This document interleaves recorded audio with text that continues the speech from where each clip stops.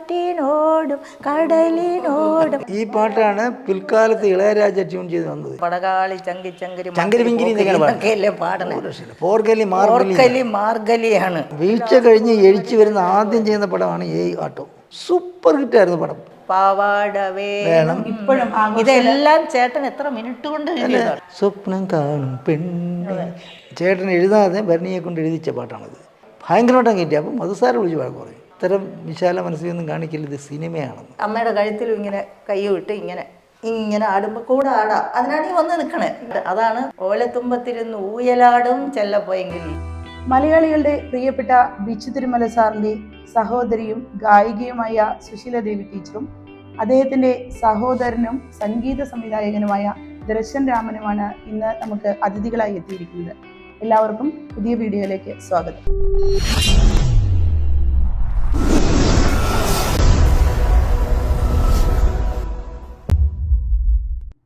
ബിച്ചു തിരുമല സാറിനെ കുറിച്ച് പറയുകയാണെങ്കിൽ എല്ലാവർക്കും അറിയാം, സാറ് തിരുവനന്തപുരത്താണ് ജനിച്ചതെന്ന്. പിന്നെ യൂണിവേഴ്സിറ്റി കോളേജിലെ പഠനത്തിന് ശേഷമാണ് മദ്രാസിലേക്ക് പോയതും പിന്നെ സിനിമയിലേക്ക് എത്തിയതും. പക്ഷെ പലർക്കും അറിയാത്ത കാര്യം അദ്ദേഹത്തിൻ്റെ കുട്ടിക്കാലത്തെ കുറിച്ചൊക്കെയാണ്. അപ്പോൾ നിങ്ങൾക്ക് സഹോദരങ്ങളായതുകൊണ്ട് തന്നെ നിങ്ങൾക്കാണ് പലതും പറയാനുണ്ടാവുക. ചേട്ടൻ്റെ കുട്ടിക്കാലം എന്ന് പറയുമ്പോൾ വളരെ ചെറുപ്രായം മുതലേ കലകളോട് ഭയങ്കര ആഭിമുഖ്യമുള്ള ആളായിരുന്നു ചേട്ടൻ.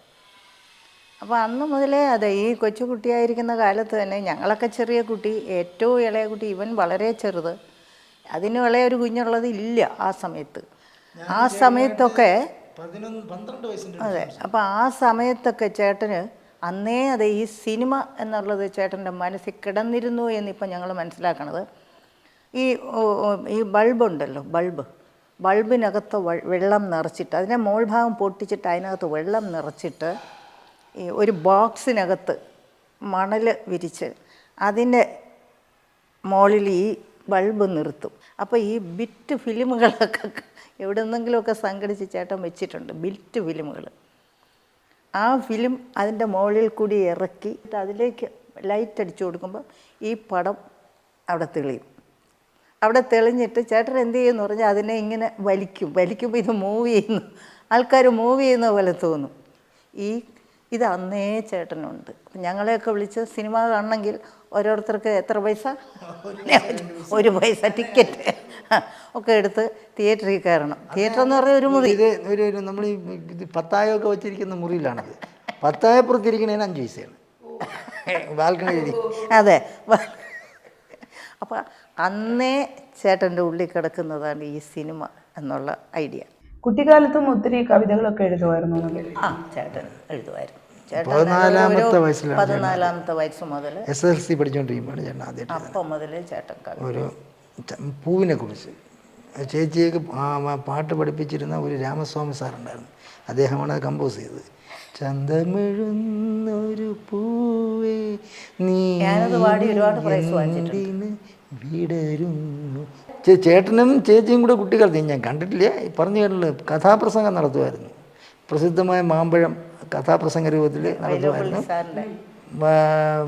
പിന്നണി പാടുന്ന ചേച്ചിയാണ്, ചേട്ടൻ കഥ പറയും. അയ്യോ, അതൊക്കെ കുട്ടിക്കാലത്ത് അങ്ങനെയൊക്കെ ഒരുപാട് ചേട്ടൻ. പിന്നെ ഞാൻ പറഞ്ഞില്ലേ, ഈ പാട്ടുകൾ എഴുതുക എന്നുള്ളത് അത് വളരെ 14 വയസ്സ് മുതലേ ഇങ്ങനെ ചുമ്മാ പാട്ട് എഴുതി ചേട്ടൻ തന്നെ കമ്പോസ് ചെയ്തിട്ട് ഞങ്ങളെ കൊണ്ട് പാടിക്കും. അതിൽ മിക്കവാറും പാടുന്നെന്ന് പറഞ്ഞാൽ ഇവൻ അത്രയ്ക്ക് അങ്ങോട്ട് ആയിട്ടില്ല വെച്ചാണ്. ഞാനും എൻ്റെ നേരെ തൊട്ട് താഴെയുള്ള അനിയൻ വിജയൻ, ഞങ്ങൾ രണ്ടുപേരും കൂടിയാണ് ഇത് പാടുന്നത്. ഞങ്ങൾക്ക് പറഞ്ഞു തരും. അങ്ങനെയായിട്ട് എഴുതിയൊരു പാട്ടാണ് കിനാവിലിന്നലെ വന്നോ നല്ലൊരു വെള്ളിപ്പൂമ്പാറ്റ. ഇങ്ങനെ ഒരു പാട്ട് ചേട്ടൻ എഴുതിയിട്ടുണ്ട്. നല്ല പാട്ടാണ്. ഇപ്പോൾ പ്രായമായതുകൊണ്ടായിരിക്കാം ശബ്ദത്തിൻ്റെ ഒരു ചെറിയ പ്രശ്നമുണ്ട്, എന്നാലും ഞാൻ ഇങ്ങനെയൊക്കെ പാടും. അതേ പിൽക്കാലത്ത് ചേട്ടൻ പൂജപ്പുര കലാകൈരളി എന്നൊരു സംഘടന ഉണ്ടായിരുന്നു. അതിൻ്റെ വാർഷികത്തിന് വിലയാധാരം എന്നൊരു നാടകം, അമിച്ച നാടകമാണ്. അതിൽ ചേട്ടൻ ഈ പാട്ട് ഉൾപ്പെടുത്തിയിരുന്നു. ആ അവർ ഭയങ്കര അപ്ലോസ് ആയിരുന്നു. ഞാനാണത് അവിടെ പാടിയത്. ചേച്ചിൻ്റെയാണ് പിന്നണി പാട്ട്. ഇങ്ങനെ ഒരുപാട്. മാത്രമല്ല ചേട്ടൻ ആ കാലത്ത് എഴുതിയ പല കവിതകളും പിന്നീട് സിനിമയിലേക്ക് വന്നിട്ടുണ്ട്. അങ്ങനെ ചേട്ടൻ്റെ ഒരു 16 വയസ്സ് 17 വയസ്സിൽ എഴുതിയതാണ് താമരക്കുളക്കടവിന് തീരെ. താമരപ്പൂങ്കുളക്കടവിന് പിൽക്കാലത്തെ സിനിമ പാട്ടായി. അതെ, അന്ന് ചേട്ടൻ എഴുതുമ്പോൾ ചേട്ടൻ ഇട്ട ട്യൂണെന്ന് പറഞ്ഞാൽ താമരക്കുളക്കടവിനു തീരെ താമസിക്കാനോടിയെത്തിയ കാറ്റേ എന്നത് അതിൻ്റെ വരികളും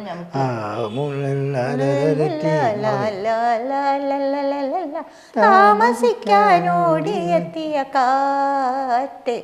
ഇതാണ് അന്നത്തെ ചേട്ടൻ്റെ ട്യൂൺ.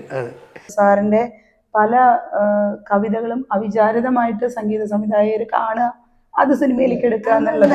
ആദ്യ ഫിലിം പോലും അങ്ങനെയാണ്. ആദ്യത്തെ പാട്ട് അങ്ങനെയാണ്, ബ്രാഹ്മ മുഹൂർത്തത്തിൽ. അതങ്ങനെ അതെ, ഒരു വാരികയിൽ കണ്ടിട്ട് അങ്ങനെ അതിൻ്റെ തീം കണ്ടിട്ടാണ് അത് പടത്തിലേക്ക് എടുത്തു.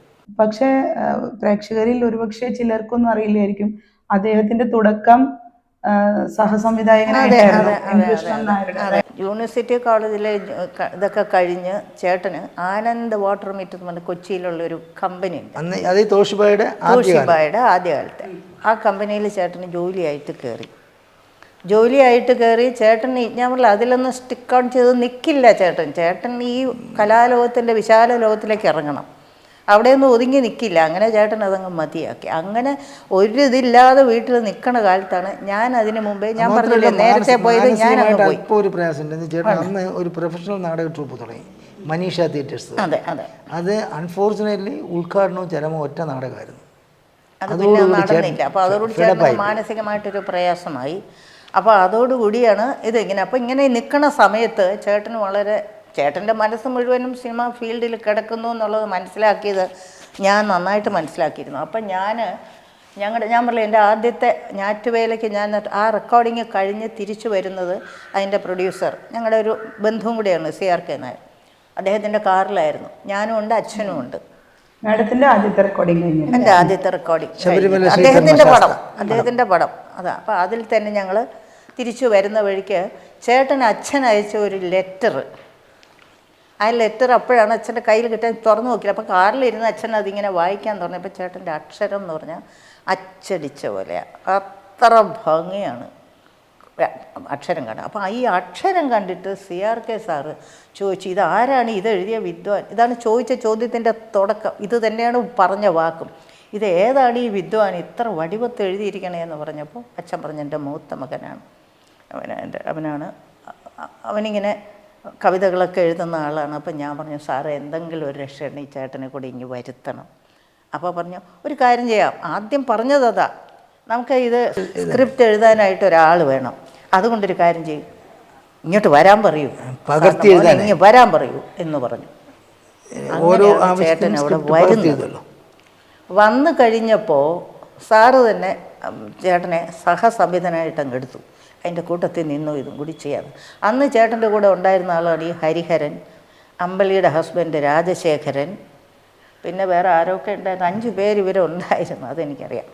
അന്ന് ഈ ജനയുഗം എന്നൊരു വാരിക അവിടെ നടപ്പുണ്ടായിരുന്നു. ജനയുഗത്തിലേക്കാണെന്നാണ് എൻ്റെ ഓർമ്മ. അവിടേക്ക് ചേട്ടൻ ഒരു കവിത ആ വാരികയ്ക്ക് വേണ്ടി അയച്ചു. ഇത് വായിച്ച CRK സാറ് കൊള്ളാമല്ലോ, ഇയാൾ കവിത എഴുതുമോ എന്ന് ചോദിച്ചു. അപ്പം ഞാൻ പറഞ്ഞു നന്നായിട്ട് എഴുതും സാർ എന്ന് പറഞ്ഞു. അങ്ങനെ ആ പാട്ട് സാറിൻ്റെ അടുത്ത പടം ഭജഗോവിന്ദം ഭജഗോവിന്ദം എന്നുള്ളൊരു പടം എടുക്കാനായിട്ട് തീരുമാനം. അതിൽ ഞാനും ഒരു പാട്ട് പാടിയിരുന്നു. അതിലേക്കാണ് ഇത് ജയവിജയന്മാർ ട്യൂണിങ് ചെയ്ത് ഇത് പാട്ടാക്കി റെഡി. ഈ പാട്ടിൻ്റെ കാര്യം പറഞ്ഞാൽ ആദ്യം ഇത് പറഞ്ഞു തന്നത് എനിക്ക്, ഞാനാണ് ഈ പാട്ട് ആദ്യം പഠിച്ചത്. അവസാനം ദാസേട്ടന് പാടാൻ വന്നപ്പം ജയവിജയന്മാർ കുറച്ചൊക്കെ മറന്നുപോയി. പിന്നെ എന്നെ വിളിച്ച് ഞാനിത് ഓർമ്മിപ്പിച്ചു. അങ്ങനെയാണ് ദാസേട്ടൻ അത് പാടുന്നത്. അങ്ങനെ ആ പാട്ടുമായിട്ടൊരു കുഞ്ഞു ബന്ധം എനിക്കുണ്ട്. അത് കഴിഞ്ഞ് പിന്നെ ചേട്ടന് തിരിഞ്ഞു നോക്കേണ്ടി വന്നിട്ടില്ല. പിന്നെ സർവറ ഒരുപാട് പേര് എഴുത്തുകാരൻ, അങ്ങനെ സഹസംവിധാനം നിർത്തി കംപ്ലീറ്റ് എഴുത്തുകാരനായിട്ട് ഒരുപാട് പാട്ട് ചേട്ടൻ്റെ കയ്യിലുണ്ട്. കൊച്ചിയിലത്തെ ഒരുപാട് പാട്ട്. അതുപോലെ ഞാൻ എന്നിട്ട് പ്രൈസ് വാങ്ങിച്ച ഈ ചന്തമെഴുന്നൂർ പോയ മാത്രമല്ല, കോളേജിലായപ്പോൾ ഞാൻ പ്രൈസ് വാങ്ങിച്ച ഒരു പാട്ടാണ് കാറ്റിനോടും കടലിനോടും കഥ പറഞ്ഞ പറഞ്ഞു നീ വളർന്നു കാട്ടുപൂവിൻ കരളിനോടും കളി പറഞ്ഞു നീ. ഞാൻ ഈ പാട്ടാണ് പിൽക്കാലത്ത് ഇളയരാജ ട്യൂൺ ചെയ്ത് വന്നത്. ഈ ഒരു ഭാഗം കൂടെ ചെയ്തു. പൂങ്കാറ്റിനോടും കടലിനോടും കഥ പറഞ്ഞു. അങ്ങനെ ഒറ്റപാടുണ്ട്. ചേച്ചിക്ക് ബിരുദം കഴിഞ്ഞിട്ട് ഗ്രാജുവേഷൻ കഴിഞ്ഞിട്ട് ചേച്ചി കോളേജിൽ നിന്ന് വരുമ്പോൾ ഒരു പാട്ട് എഴുതി കൊടുക്കണം ചേച്ചി പറഞ്ഞു. ചേച്ചി ചേട്ടൻ എഴുതി തന്നു. ഞാനത് പാടി ആകാശവാണിയിൽ അത് പാടി. പിന്നെ എനിക്ക് കോമ്പറ്റീഷൻ, ആകാശവാണി കോമ്പറ്റീഷൻ ഉണ്ടല്ലോ, അതെല്ലാം ആദ്യകാലത്താണ് ഈ നോർത്ത് സോൺ, സൗത്ത് സോൺ എന്നൊക്കെ ഉണ്ടായിരുന്നത്. ഈ ഞാൻ പാടുന്ന കാലത്ത് ഇന്ത്യ ഒട്ടുക്ക് ഒരൊറ്റ പ്രൈസേ ഉള്ളൂ. ഈ പിന്നെ ഹിന്ദി, ഉറുദു എല്ലാ ഭാഷകളും ചേർത്തിട്ടുള്ളത്. അതിൽ ഈ പാട്ട് ചേട്ടൻ എനിക്ക് പറഞ്ഞു തന്നു. ആ പാട്ട് പാടി എനിക്കായിരുന്നു ഫസ്റ്റ്, ഓൾ ഇന്ത്യ ബേസിസിൽ ആകാശവാണിയിൽ നിന്ന്. ആ പാട്ടാണ് തുഷാര ബിന്ദുക്കളെ. ചേട്ടൻ്റെ ട്യൂൺ ഇതല്ല. തുഷാര ബിന്ദുക്കളെ നിങ്ങൾ എന്തിനു വെറുതെ ചെമ്പനിരലരിൽ വിഷാദഭാവങ്ങളരുളി. ഓ തുഷാര ബിന്ദുക്കളെ. ഇതാണ് ആ ട്യൂൺ. കോളേജിൽ ഞങ്ങൾ BA പഠിച്ചിട്ട് 3-ാം വർഷം നിർത്തുന്നു. അപ്പോൾ അന്ന് ഒരു ഗ്രൂപ്പ് മ്യൂസിക് കോമ്പറ്റീഷൻസിന് വരുമ്പോൾ ഞാൻ പറഞ്ഞു, ചേട്ടാ ഞങ്ങൾ പിരിയുന്നതാണ്, 3 വർഷം കഴിഞ്ഞ് ഞങ്ങൾ പിരിഞ്ഞു പോവുകയാണ്. ആ അർത്ഥവും അവർ പറഞ്ഞു, ഒരു ചെറിയ ശോകഛായയിൽ ചേട്ടൻ ഒരു പാട്ട് എഴുതി തരണം, ഗ്രൂപ്പായിട്ട് പാടാനാണ് എന്ന് പറഞ്ഞു. അങ്ങനെ ചേട്ടൻ ഒരു ഒറ്റ രാത്രി ബുദ്ധിമുട്ടിച്ചിട്ടുണ്ട്. ഒരൊറ്റ രാത്രി കൊണ്ട് ചേട്ടൻ എഴുതി തന്നതാണ്. ഞാനും ഉറങ്ങിയില്ല, ചേട്ടനും ഉറങ്ങിയില്ല. ഞാനിങ്ങനെ കാപ്പി ഇട്ട് കൊടുത്തുകൊണ്ടിരിക്കും. ചേട്ടൻ ആ പാട്ട് കലാലയ വർഷങ്ങളെ 1000 കൂട്ടുകാരെ ഒന്നായി കഴിഞ്ഞ നാമീ ദിനത്തിൽ ഓരോ വഴിക്കിതായാത്രയായി ഈ വേളയിൽ ഈ യാത്രയിൽ ഈറൻ കൈകൾ ഈറൻ മിഴികൾക്കു വിട നൽകൂ, വിട നൽകൂ, വിട നൽകൂ, വിട നൽകൂ. അർത്ഥവത്താണ്. 1000 സങ്കൽപ്പ സ്വപ്നങ്ങൾ പൂത്തതാണോമൽ കലാലയ വർഷങ്ങൾ 3-ലും ഓരോ കിനാക്കളും. മൂകരായി മൂവരും എങ്ങോ കടന്നുപോയി. അടുത്തതാണ് ഏറ്റവും ടച്ചിങ് എനിക്ക് തോന്നിയത്. ഓടി വന്നെത്തിടും നിങ്ങൾ തന്നോർമ്മകൾ ഞങ്ങളിൽ കാലാന്തരത്തിലും ഓരോ വിനാഴിക പോലും അത്രയ്ക്കുമേലൊട്ടിപ്പിടിച്ചു കിടക്കുന്നു ഞങ്ങളിൽ ഈ വേളയിൽ ഈ യാത്രയിൽ ഈ കൂപ്പുകൈകൾ കുവിട നൽകും. ഇത് പാടി ഞങ്ങളങ്ങോട്ട് കഴിഞ്ഞതും എൻ്റെ ഹെഡ് ഓഫ് ദ ഡിപ്പാർട്ട്മെൻറ്റും മറ്റു ടീച്ചേഴ്സും ഒക്കെ അങ്ങ് കരഞ്ഞുപോയി. അവരൊക്കെ ഞങ്ങളെയൊക്കെ കരയിച്ച് കളഞ്ഞല്ലോ എന്ന് പറയും. അന്ന് ഞങ്ങളുടെ ഹെഡ് ഓഫ് ദ ഡിപ്പാർട്ട്മെൻറ്റ് വേണുഗോപാലിൻ്റെ അമ്മ, ഇന്നത്തെ വേണുഗോപാലിൻ്റെ പാട്ട് വേണുവിൻ്റെ അമ്മ സരവൻ ടീച്ചർ ഞങ്ങളുടെ ഹെഡ് ഓഫ് ദ ഡിപ്പാർട്ട്മെൻറ്റ്. ടീച്ചറൊക്കെ പറഞ്ഞ് എന്നെ വന്നങ്ങ് കെട്ടിപ്പിടിച്ച് ഞങ്ങളെയൊക്കെ കരയിച്ച് കളഞ്ഞല്ലോ കുട്ടി എന്ന് പറഞ്ഞു. ഒരിക്കലും ബിച്ചു തിരുമല സാറിൻ്റെ പാട്ട് കേട്ടവരാരും ട്യൂൺ ഇട്ടതിന് ശേഷം എഴുതിയതെന്നുള്ള ഒരു ഫീലിംഗ് ഉണ്ടായിട്ടില്ല. അത്രയ്ക്ക് ഇതായിരുന്നു സാറിന്.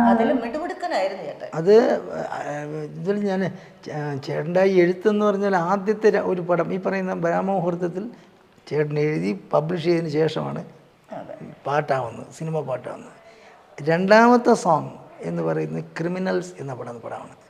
അതിനകത്ത് ഒരു പാട്ടാണ് ചേട്ടൻ എഴുതിയിട്ടുള്ളത്. അതും ഇതുപോലെ എഴുതി കൊടുത്തിട്ട് ചെയ്തതാണ്. മൂന്നാമത്തെ പടം വന്നാണ് കാമം ക്രോധം മോഹം. അത് മധുസാറിൻ്റെ പടമായിരുന്നു. മധുസാർ ഡയറക്റ്റ് ചെയ്ത പടമാണ്. അതിന് ചേട്ടൻ അതിൻ്റെ ഇടയിൽ കൂടി ചേട്ടൻ അങ്ങനെ ഒരു സ്വഭാവം ഉണ്ടായിരുന്നു. ഫ്രണ്ട്സാണെന്ന് കണ്ടാൽ അവരെയും വിളിച്ച് കൂടെ നിർത്തി അങ്ങനെ എഴുതിയതാണ്. ചേട്ടൻ അതിനകത്ത് എഴുതിയ രാജാധിരാജൻ്റെ വളർത്തു പക്ഷി, രാജാധിരാജൻ്റെ വളർത്തു പക്ഷി ശ്യാമാഷായിട്ട് ചെയ്യുന്ന പടമാണ്. അത് ചേട്ടൻ എന്തിന് ഭരണിക്കാവിനെ കൂടെ വിളിച്ചു.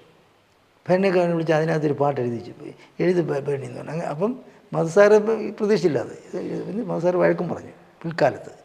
ആ പാട്ട് ഭയങ്കരമായിട്ട് അങ്ങ് ഹിറ്റായി. സ്വപ്നം കാണും പെണ്ണെ, അത് ഭരണിക്കാവാൻ എഴുതി. ചേട്ടൻ എഴുതാതെ ഭരണിയെ കൊണ്ട് എഴുതിച്ച പാട്ടാണത്. അത് ഭയങ്കരമായിട്ട് അങ്ങ് ഹിറ്റായി. അപ്പം മധുസാറ് വിളിച്ച് വഴക്ക് പറഞ്ഞു, ഇത്തരം വിശാല മനസ്സിലൊന്നും കാണിക്കില്ല, ഇത് സിനിമയാണെന്ന്. നിങ്ങളുടെ തോളിൽ ചവിട്ടി അവരങ്ങ് കയറിപ്പോവും, നിങ്ങളിവിടെ നിൽക്കുമെന്നും പറഞ്ഞു. പക്ഷേ ഫോർച്ചുനേറ്റ്ലി അതൊന്നും വേണ്ടി വന്നില്ല. ചേട്ടൻ്റെതായ ഇരിപ്പിടം ചേട്ടൻ കണ്ടെടുത്ത് പാട്ടിൻ്റെ ആദ്യകാലത്തൊക്കെ ചേട്ടൻ എഴുതി കൊടുത്ത് തന്നെയാണ് എനിക്കുള്ളത്. പിന്നെ ആദ്യമൊക്കെ പറയും ജോയിയെ പോലുള്ളവർ ചേട്ടൻ ഇങ്ങോട്ട് പറയുമായിരുന്നു, ബിച്ചു ഞാൻ ട്യൂണിടാം. അതായത് ചേട്ടൻ ആദ്യമൊക്കെ ഒരു പ്രയാസമായിരുന്നു. പക്ഷെ പിന്നീട് ചേട്ടൻ എൻ്റെ അടുത്ത് പോലും പറഞ്ഞിട്ടുണ്ട് നീ ട്യൂൺ ഇട്ടാൽ മതി എന്ന്. ഞാൻ എഴുതാം, ഒരു രക്ഷയില്ല. പറഞ്ഞിട്ടുണ്ട് ബിച്ചു തിരുമല അതിന് മിടുപിടുക്കുക എനിക്ക് ഇപ്പോഴും പറ്റൂല.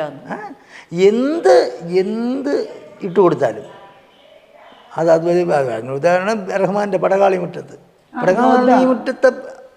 ഒരു രക്ഷയില്ല. യോദ്ധ സിനിമയിലെ എ ആർ റഹ്മാൻ ആ ഒരു പാട്ട് ഒരിക്കലും ട്യൂൺ ഇട്ടിട്ട് എഴുതിയതാന്ന് ഒരിക്കലും മലയാളിക്ക് തോന്നാത്ത. അല്ല ഒന്നും പറയില്ല.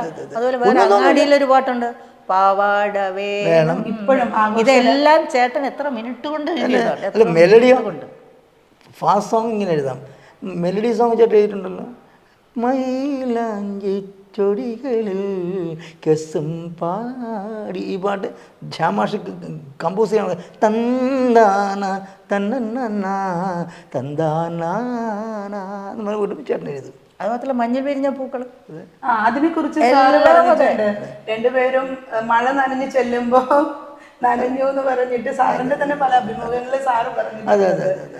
പിന്നെ അതുപോലെ MS മാഷിൻ്റെ കൂടെ രണ്ട് പെൺകുട്ടികൾ എന്ന പടത്തിൽ ചേട്ടൻ എഴുതി ചെന്ന് ഇങ്ങനെ ഇരുന്നപ്പം മാഷ് പറഞ്ഞു ഇത് ഇച്ചിരി ഞാൻ പോകും നോക്കാൻ പറഞ്ഞു. ചേട്ടൻ ഇങ്ങനെ പാഡിങ് കൊണ്ടാണ് പോയിരിക്കുകയാണ്. അപ്പോൾ തന്നന്നാൻ, അപ്പം ഞാനുണ്ട് കൂടെ, അതുകൊണ്ട് എനിക്കറിയാം. മാഷ് ഇങ്ങനെ തന്നന്നാന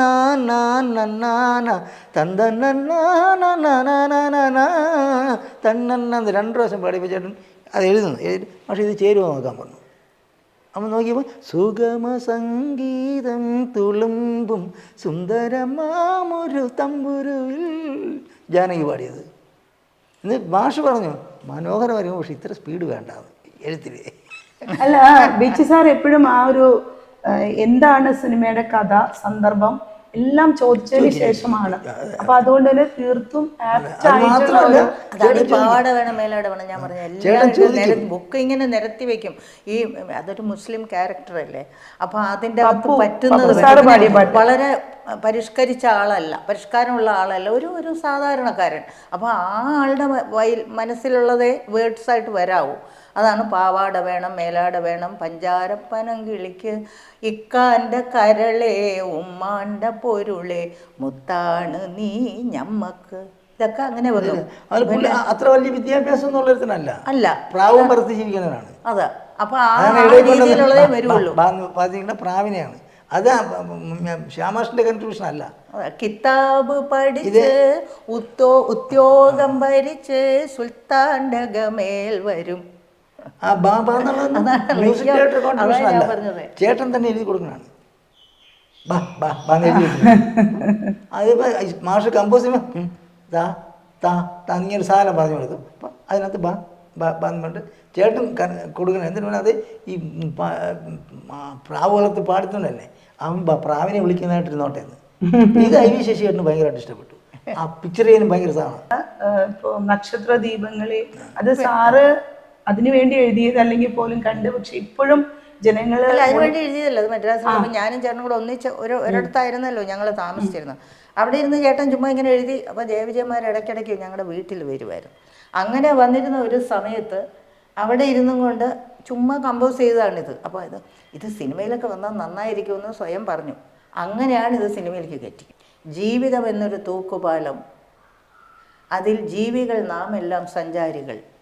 അക്കരയ്ക്കെത്താൻ ഞാൻ ബുദ്ധിമുട്ടുമ്പോൾ ഇക്കരെ നീയും വന്നത് എന്തിനാരോമൽ കുഞ്ഞെ. ഇത് തമിഴിൽ ഒരു പാട്ടുണ്ട്, ഏൻ പിറന്തായ് മകനേ ഏൻ പിറന്തായോ. അതിനാണ് ചേട്ടൻ ജീവിതമെന്നൊരു തൂക്കുപാലം, ജീവികൾ നാമെല്ലാം സഞ്ചാരികൾ. ഇത് കേട്ടിട്ട് കണ്ണഹാസൻ പറഞ്ഞെന്നറിയോ, എനിക്ക് ഇന്ത ഐഡിയ തോന്നണ്ടേ.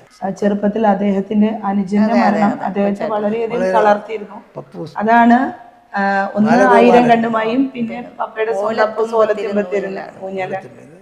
ആ ബാലുചേട്ടൻ, അത് ബാലു എന്ന് തന്നെയാണ് പേര്, ചേട്ടൻ്റെ പേര് ബാലഗോപാൽ. ബാലഗോപാൽ.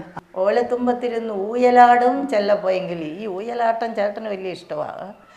എൻ്റെ ബാലഗോപാലനെ എണ്ണ തേപ്പിക്കുമ്പം പാടടി, ഇത് കിളിയോട് പാടുന്നതായിട്ട് ചേട്ടൻ പറയുന്നത്. അത് കാര്യം ആ കിളിയെന്നറിയോ, പണ്ട് നമ്മുടെ ഇവിടെ ഒരു തൂക്കണാങ്കുരുവി എന്നൊരു സാധനമാണ്. അതെ, ഒരു നമ്മുടെ തെങ്ങിൻ്റെയൊക്കെ ഓലത്തുമ്പിൽ ഇങ്ങനെ ഞാന്ന് കിടക്കും, എന്നിട്ട് ഇങ്ങനെ ആടും, ഇങ്ങനെ ഒരു കൂടും വച്ചിട്ട്. അതെ, അത് കാറ്റ് വരുമ്പോൾ ഇങ്ങനെ ആടും. ഇതൊക്കെ മനസ്സിൽ കണ്ടുകൊണ്ടാണ് ഇത് എഴുതിയത്. അത് എന്തായിരുന്നു എന്നൊന്ന് പറയാം. അത് പറഞ്ഞു കേട്ടിട്ടുള്ള അറിവുകൾ ഞാനും പറഞ്ഞല്ലോ. അതായത് അമ്മ ഇങ്ങനെ പണ്ടൊക്കെ ഞാൻ പറഞ്ഞില്ലേ, ഈ പാളയിലാണ് പണ്ട് കാലത്തൊക്കെ കുട്ടികളെ കുളിപ്പിക്കുക. അപ്പോൾ അമ്മ കാലിങ്ങനെ ഇങ്ങനെ 2 കാലിങ്ങനെ നീട്ടി വെച്ചിട്ട് ഈ നടുക്ക് പാള വയ്ക്കും. പാള വെച്ചിട്ട് അതിൽ കുഞ്ഞിനെ കിടത്തും. കുഞ്ഞിനെ കിടത്തി കഴിഞ്ഞിട്ട് അവിടെ ഇരുന്നാണ് അമ്മ കാലിൽ നീട്ടി താഴെയാണ്ടിരിക്കണേ. അന്നേരം ഇങ്ങനെ എണ്ണ ഇങ്ങനെ തേപ്പിക്കും. അപ്പോൾ ഇങ്ങനെ കാലിലൊക്കെ ഇങ്ങനെ തേപ്പിക്കുമ്പോൾ ഇങ്ങനെ ആടുമല്ലോ അമ്മ, ഇങ്ങനെ ആടും. അപ്പോൾ ചേട്ടൻ്റെ ഒരു വികൃതി എന്താണെന്ന് പറയാൻ, ചേട്ടൻ ഈ ബാക്കിൽ വരും. ചേട്ടൻ ബാക്കിൽ വന്ന് ഇങ്ങനെ അമ്മയുടെ കഴുത്തിലും ഇങ്ങനെ കൈ വിട്ട് ഇങ്ങനെ ആടുമ്പോൾ കൂടെ ആടാം. അതിനാണ് ഈ വന്ന് നിൽക്കണേ, ഇങ്ങനെ ആടും. അതാണ് ഓലത്തുമ്പത്തിരുന്ന് വ്യത്യാസമുള്ളൂ ചേട്ടൻ. അതെ, ഒരു 1.5 വയസ്സ്. മലയാളത്തിലെ ഒട്ടുമിക്ക എല്ലാ സംഗീത സംവിധായകരുടെ ഒപ്പവും അദ്ദേഹം വർക്ക് ചെയ്തിട്ടുണ്ട്. പക്ഷെ ഒരു പ്രത്യേകത അവിടെ ഉള്ളത് സാറിൻ്റെ ഒപ്പം ചെയ്തതാണ്. എന്തുകൊണ്ടാന്ന് വെച്ചാൽ ചേട്ടൻ രചന നിർവഹിച്ച് അനുജൻ ഇത് ഞങ്ങൾ 5 പടം ചെയ്തിട്ടുണ്ട്. അതേക്കുറിച്ചൊന്ന് എങ്ങനെയായിരുന്നു, അതേക്കുറിച്ചൊന്ന് പറയാമോ?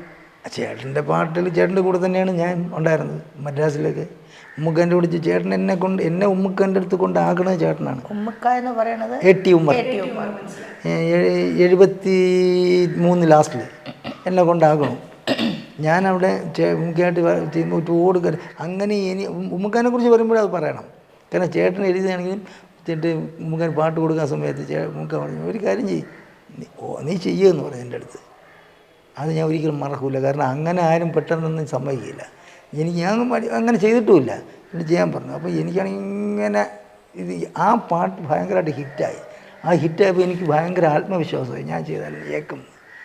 ജാനകി പാടി കേൾക്കുമ്പോൾ ഭയങ്കര അതാണ്, മണിമുഴങ്ങി കോവിൽ മണിമുഴങ്ങി മനസ്സിലെ ശ്രീകോവിൽ മണിമുഴങ്ങി. ചേട്ടൻ എഴുതിയതാണ്. ഞാൻ ഉമ്മക്കൻ്റെ പേരിൽ ചെയ്ത പാട്ടാണ്. അങ്കക്കുറി എന്നുള്ള പടത്തിൽ, കയ്യേറ്റം എന്നൊരു പടത്തിൽ 82 ആദ്യമായിട്ട് തരങ്കണി സ്റ്റുഡിയോയിൽ ഞാൻ ചെയ്യുന്ന പാട്ടാണ്. ചേട്ടൻ തന്നെയാണ് എഴുതുന്നത്. കാലം കവിപുരി മനസ്സിൻ അണിത്താണി ഇതൊരു പടം 83 പെയ്യാതെ പോയ മേഘമേ നീലമേഘമേ. ജാനകിയും പാടി, ദാസേട്ടനും പാടി. എനിക്ക് വേണ്ടി ജാനകിക്ക് വേണ്ടി ട്രാക്ക് പാടിയ ചേച്ചിയാണ്. അതിന് ജാനകി ഇവിടെ വഴക്കം പറഞ്ഞു ചേച്ചി. അത് 3ാമത്തെ പടം ഞാൻ ചേട്ടനോട് ചെയ്യണം ബാലേന്ദ്രന് വേണ്ടിയാണ്. മണിച്ചിപ്പ് തുറന്നപ്പോൾ 17 വത്സരങ്ങൾ പനിനീര് പെയ്തു നിന്നിൽ. ദാസേട്ടനും ജാനകി ദേവിയും കൂടെ പാടിയതാണ്. ചേട്ടൻ്റെ പടകാളി ചന്ദ്രൻ ഓരോരുത്തർ പാടും. പടകാളി ചങ്കി ചങ്കരി പോർക്കലി മാർഗലിയാണ് ദേവിയുടെ. അതാണ് പടകാളി ചങ്കി ചങ്കരി പോർക്കലി മാർഗിണി. ഇതെല്ലാം കാളിയുടെ പര്യായ പദങ്ങളാണ്. ഭഗവതിയുടെ എല്ലാം ഭഗവതിയുടെ പേരുകളാണ്.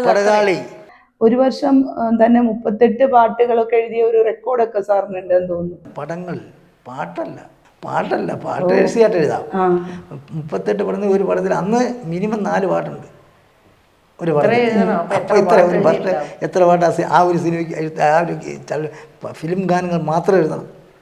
അപ്പോൾ ആ ബിസി ഷെഡ്യൂളിനിടയിലും നിങ്ങൾ തമ്മിലുള്ള ദിവസങ്ങൾ എങ്ങനെയായിരുന്നു? ചേട്ടനും ഞാനും മദ്രാസിൽ ഇവിടെ ഓ എപ്പോഴും സാറ് കൂടെ ഉണ്ടാവും. ഞാൻ പറഞ്ഞില്ലേ, എനിക്ക് അപ്പോഴേക്കും കോളേജിൽ ചേച്ചി കോളേജിൽ ജോലി കിട്ടുമ്പോൾ ചേച്ചിക്ക് പോകുന്നു. കുറച്ച് പടങ്ങളൊക്കെ ഇവിടെ തരങ്ങണി സ്റ്റുഡിയോയിലുള്ളതാണെങ്കിൽ ചിലപ്പോൾ പാടും. അങ്ങനെ ഏറ്റവും ലാസ്റ്റ് ഞാൻ പാടിയത് ഞാനും ചിത്രയും കൂടെ പാടി പുലി വരുന്നേ പുലി എന്നൊരു പടത്തിൽ. അതാണ് ലാസ്റ്റ് സോങ്. എൻ്റെ ഒരു പാട്ട് ഡുവറ്റ് പാടിയിട്ടുണ്ട് ചേച്ചി. അതെ, പൂക്കൾ വിടർന്നു. പൂക്കൾ വിടർന്നു എന്നും പറഞ്ഞു ചേട്ടനല്ലേ എഴുതിയത്? ഞാനും ദാസേട്ടനും കൂടി പാടി. സിനിമകളുടെ ഒപ്പം തന്നെ യേശുദാസ് സാറ് ആവശ്യപ്പെട്ടിട്ട് അദ്ദേഹത്തിന്റെ ഒരു ഇതിന് വേണ്ടിയിട്ട് തരങ്ങിണിക്ക് വേണ്ടിയിട്ടും അദ്ദേഹം അയ്യോ ശങ്കര ധ്യാന പ്രകാരമൊക്കെ ഉള്ളത് കണ്ണൂർ രാജൻ രവി ഒന്നും വേണ്ട, രവിയേട്ടന് മാമാങ്കം ഒക്കെ അല്ല തരങ്ങിണി കാസറ്റിന് കാസറ്റ് മാമാങ്കം. മാമാങ്കാണ് വളരെ ഫേമസ് അതുപോലെ തന്നെ ശങ്കര ധ്യാന പ്രകാരം നമ്മുടെ പാട്ട് കണ്ണൂർ രാജൻ മാഷിൻ്റെ എല്ലാവർക്കും വേണ്ടിയിട്ടുണ്ട്. ക്രിസ്ത്യൻ ഡിവോഷൻസ് ഇഷ്ടം പോലെ. മുസ്ലിം ചേട്ടൻ്റെ തന്നെ സ്വന്തം കാസറ്റ് ചേട്ടൻ ഇറക്കിയിട്ടുണ്ട്. അതിൽ ഫീമെയിൽ വെർഷനൊക്കെ മിക്കവാറും ഞാൻ തന്നെ പാടിയത്.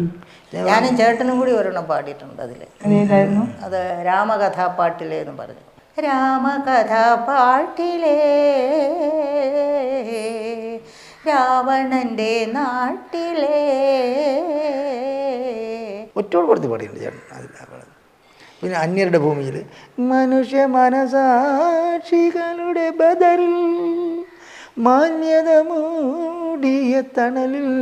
നമ്മുടെ നിലമ്പൂർ ബാലനായിരുന്നു സംവിധായകൻ, ഉമ്മുക്കയായിരുന്നു മ്യൂസിക്, എഴുത്ത് ചേട്ടൻ.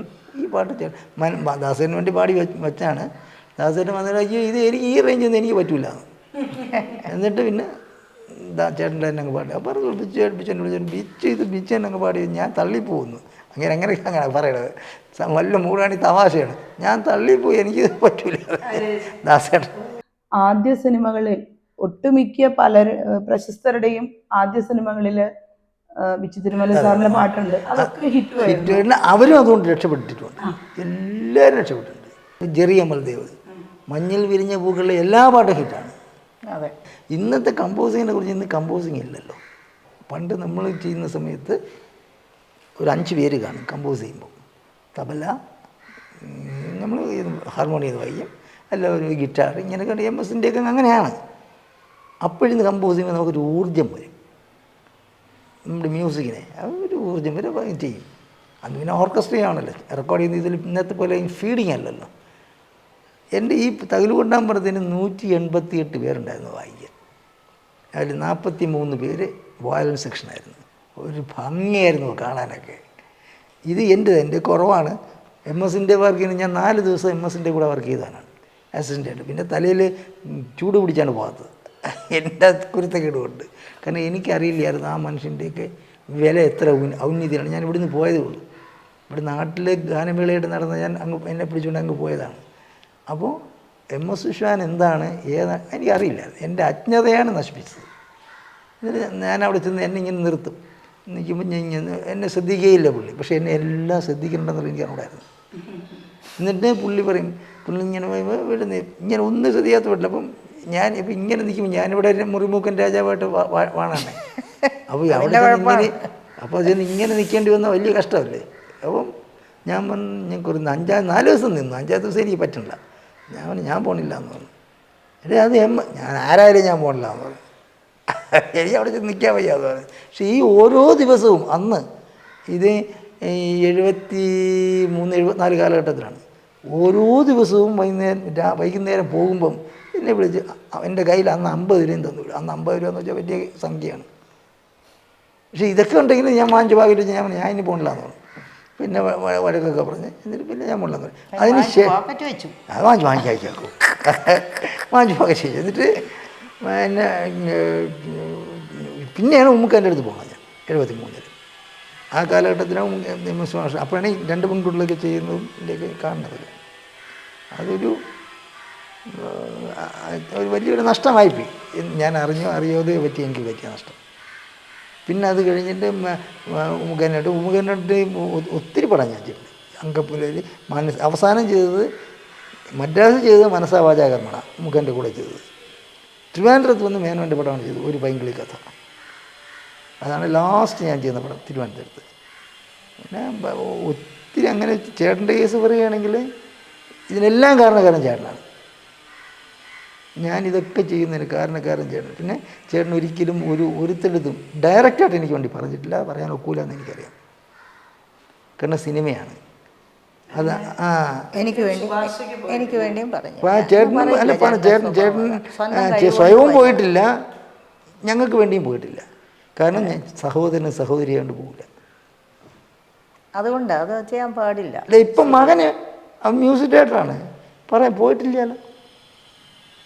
പക്ഷേ വൈഫും ഉണ്ടല്ലോ, ഭയങ്കര സപ്പോർട്ടായിരുന്നു ചേട്ടൻ. ഭയങ്കര സപ്പോർട്ടായിരുന്നു. ചേട്ടൻ്റെ ബാക്കിൽ നിന്ന് ബാക്ക് ബോൺ പോലെ തന്നെ എന്ന് വേണമെങ്കിൽ പറയാം. അത്രയ്ക്ക് നല്ല സപ്പോർട്ട് ചേട്ടന് കൊടുത്തുകൊണ്ടിരിക്കും. ഒരു തരത്തിലും ആ ചേട്ടൻ്റെ ജോലിയിൽ ചേട്ടൻ ഒരു വീഴ്ച വരുത്താൻ ചേട്ടത്തിയായിട്ട് ഇടയാക്കിയിട്ടില്ല. കാരണം അതിനിടയിൽ ചെന്ന് പറഞ്ഞ് ചേട്ടൻ്റെ മനസ്സിന് ഒന്നും ഇല്ല, ഇടപെടുകയില്ല. അത്രയ്ക്ക് ഇതാണ്. പിന്നെ മാത്രമല്ല നല്ല പുഷും കൊടുക്കും.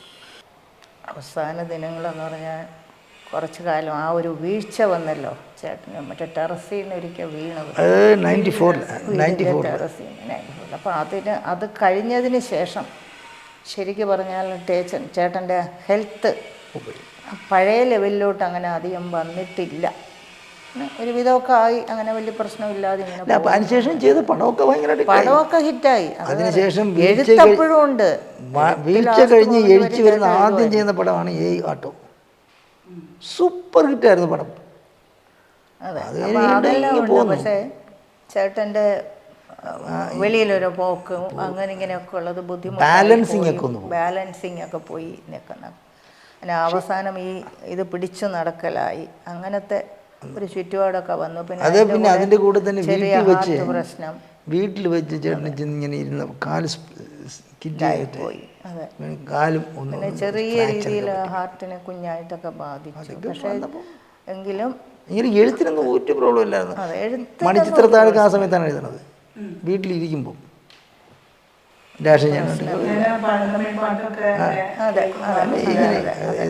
വീട്ടിൽ വിശ്രമിക്കുകയാണ് അപ്പോഴാണ് ഇന്ന് എഴുതുന്നത്, വേറെ എങ്ങോട്ടും പോകാറില്ല. അതെ, പിന്നെ ചേട്ടന് പാട്ട് ഈ പറഞ്ഞതുപോലെ പണ്ടൊക്കെ എന്ന് പറഞ്ഞ ഒരു പാട്ട് എഴുതാനായിട്ട് ഈ പ്രൊഡ്യൂസർ ഒരു കേട്ടൊരു ഹോട്ടൽ റൂമിൽ ഇതെടുത്ത് അവിടെ ചെന്നിരുന്ന ഡിസ്കഷനൊക്കെ, അതിനൊന്നും ചേട്ടന് പിന്നെ പറ്റൂല.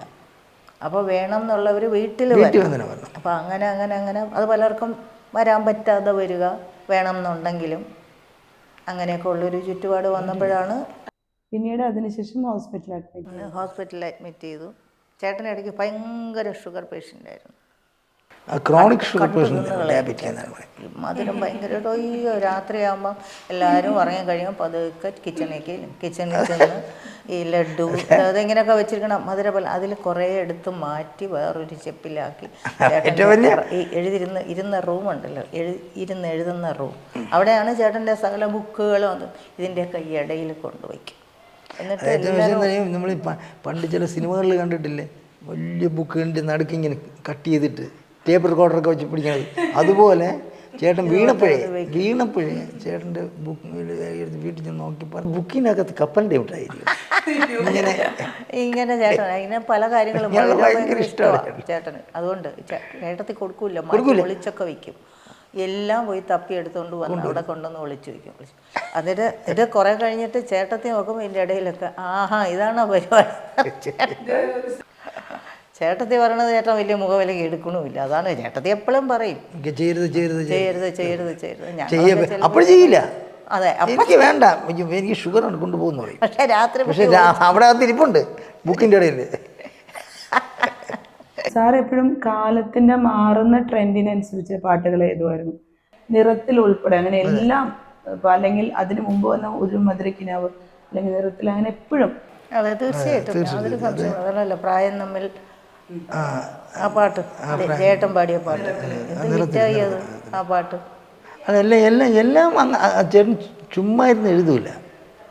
ഏതൊരു കോമഡി സോങ് എഴുതുകയാണെങ്കിൽ പോലും അതിൻ്റെ സിറ്റുവേഷൻ, അതിൻ്റെ കാലം സാരം ഞാൻ കണ്ടിട്ടില്ല. ചേട്ടൻ എഴുതി ചോദിക്കുന്നുണ്ട്, ഔട്ട്ഡോർ ആണോ ഇൻഡോർ ആണോ എന്ന് പാട്ട് പിക്ചർ ചെയ്യണത്, നടക്കുന്നത്.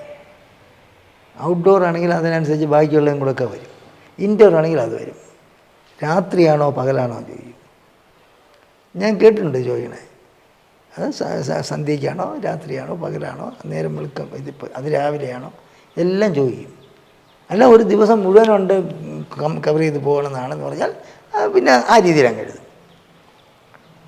അങ്ങനെ എല്ലാ ഇപ്പം ഞാൻ ചേട്ടന് ചെയ്തിട്ടുള്ള പാട്ടിൽ തന്നെ രാഗം താനം സ്വരം പാടും ഏതോ പുള്ളിക്കൊടിയിൽ മാറുന്നു കിളിക്കും ചിലൊരു പാട്ടാണ്, കോമഡി സോങ്. അതിനകത്ത് കോളേജ് ഫെസ്റ്റിവലിൻ്റെ ഇടയിൽ കൂടെ ഈ കാണാൻ കൊള്ളാം ഇളഞ്ചോടി എന്ന് പറഞ്ഞ് ഇയാൾ മോഹൻലാൽ കളിയാക്കണതാണ്. അങ്ങനെ കളിയാക്കുന്ന സ്റ്റൈലിൽ എഴുതും. അത് ആ എഴുതിയിട്ട് ഒരു ഒരു ഒരു ഒരു ഒരു ആ കംപ്ലീറ്റ് ആ അറ്റ്മോസ്ഫിയറാണ് പാട്ടിൻ്റെ. അങ്ങനെ ഒരു ചേട്ടനുണ്ട്. ജംഗിൾ ബുക്ക് മലയാളത്തിലേക്ക് ഡബ് ചെയ്തപ്പോൾ അതിൻ്റെ ടൈറ്റിൽ സോങ്ങും സാറ് തന്നെയായിരുന്നു. അതെ, ഡബിങ് പിക്ചേഴ്സൊക്കെ ചെയ്യുമ്പോൾ ഒരു ലിമിറ്റേഷനുണ്ട്, അതിനപ്പുറത്തോട്ട് പോകാൻ ഒക്കില്ല. പണ്ട് ഈ ഡബിങ് പിക്ചേഴ്സ് വരുമ്പോൾ ഒരു ഒരു കളിയാക്കി പറയുമായിരുന്നു, നീന് ഏക്ക് ബാത്തനോക്കൂ എന്ന് പറഞ്ഞ് വരുമ്പോൾ ഭാഷയൊന്നും എനിക്കറിയില്ല കേട്ടോ. വരുമ്പോൾ ഇത് കേട്ടിട്ട് നമ്മൾ മലയാളത്തിൽ അഭയദേവ് എഴുതുമായിരുന്നു, നീ എങ്ങോട്ട് പോയി വരുന്നു, എന്തൊരു സന്തോഷമാണ്, ഹാ ഹാ ഹി ഹി. ഈ ഹാ ഹാ ഹി എന്നറിയാം ഡബിങ് പിക്ചർ ഇത്തരം മിച്ചം കിടക്കും, ആ ഊന്നി കിടക്കും. അപ്പോൾ അത് ഫില്ല് ചെയ്യണതാണ്, നീ എന്ത് ഭംഗിയാണ് നിന്നെ കാണാൻ, എന്ത് വേണം, ആ ഹാ ഹി ഇത്രയും വരും എന്ന് പറഞ്ഞ പോലെ മിച്ചം കിടക്കും. അപ്പോൾ അത് പിന്നെ എങ്ങനെ ഫില്ല് ചെയ്യണമെന്ന് പെട്ടെന്നൊരു കൺഫ്യൂഷൻ വരും. അപ്പോൾ അതുകൊണ്ട് ഡബിങ് പിക്ചേഴ്സ് വളരെ കുറവാണ് കേട്ടുള്ളത്. ഞങ്ങൾക്കൊരു പാട്ട് വന്നോട്, പണ്ട് പണ്ടൊരു കൊക്ക് അത് ചിൽഡ്രൻസ് കാസറ്റില് പാതിരി കൊക്ക് പഞ്ചമി കുളക്കടവിൽ തപസ്സിരുന്നു തപസ്സിരുന്നു. ഇതാണ് ഞങ്ങൾക്ക് പറഞ്ഞു. ഞങ്ങൾ കുട്ടിക്കാലത്ത് നമുക്ക് പറഞ്ഞു തന്ന പാട്ടാണ് ചേട്ടൻ. ചിൽഡ്രൻസ് കാസറ്റ് ചെയ്ത് രംഗം മാഷാണ്. അതെ, രംഗം മാഷിൻ്റെതായ ഒരു ചേഞ്ച് അതിൽ വന്നിട്ടുണ്ട്. ഞങ്ങളൊരു ഓണമോ അതൊക്കെ വന്നു കഴിഞ്ഞാൽ പിന്നെ അവിടെയൊക്കെ ഒരു പിന്നെ സ്റ്റേജൊക്കെ കെട്ടി നാടകം പാട്ട്. ഇത് എൻ്റെ മനസ്സിൽ ഓർമ്മയുള്ള ഒരു സംഭവം എന്ന് പറഞ്ഞാൽ എൻ്റെ അനിയത്തി ജനിച്ചപ്പോൾ ചേട്ടൻ എല്ലാം വീട്ടിൽ വന്ന്, എടാ നമുക്കൊരു അനിയത്തി ജനിച്ചിടാ, എന്നെക്കാട്ടിയും 10 വയസ്സിനുള്ളതായി ഉള്ള അവൾ എന്നും പറഞ്ഞ്. അന്ന് ചേട്ടന് സിനിമയൊന്നും ഇല്ലല്ലോ, പോയിട്ടില്ലൊന്നുമില്ല. അപ്പം വലിയ അങ്ങനെ സാമ്പത്തികമൊന്നുമില്ല. എല്ലാവരെയും കൂടെ കൊണ്ട് ശാസ്തമംഗലത്തെ ഹോസ്പിറ്റലിൽ കൊണ്ടുപോയി നടത്തിയാണ് പോണത്. അവിടെ തിരുമലയിൽ നിന്ന് കട്ട് ചെയ്ത് കയറാം. പോണ വഴി കടുക് മുട്ടായി ഉണ്ടല്ലോ, ഒരു പാക്കറ്റ് കടുക് മുട്ടായി വെച്ച് എല്ലാവർക്കും അതൊന്നും കാണുന്നില്ല. ഇല്ല, 2 കടുക് മുട്ടായി വീതം തന്നിരിക്കും. എന്നാലും അത് തന്ന് മധുരവും തന്ന് കൊണ്ടുപോയത് എനിക്ക് ഓർമ്മയുണ്ട് ഇപ്പോഴും. ഭയങ്കര ലെവലായത്. ഒരു ബിജു തിരുമല സാറിനെ കുറിച്ചുള്ള ഇന്നത്തെ വീഡിയോ നിങ്ങൾക്ക് ഇഷ്ടമായി എന്ന് വിശ്വസിക്കുന്നു. നിങ്ങൾ കാണാൻ ആഗ്രഹിച്ച മറ്റൊരു വീഡിയോയുമായി വീണ്ടും എത്തും.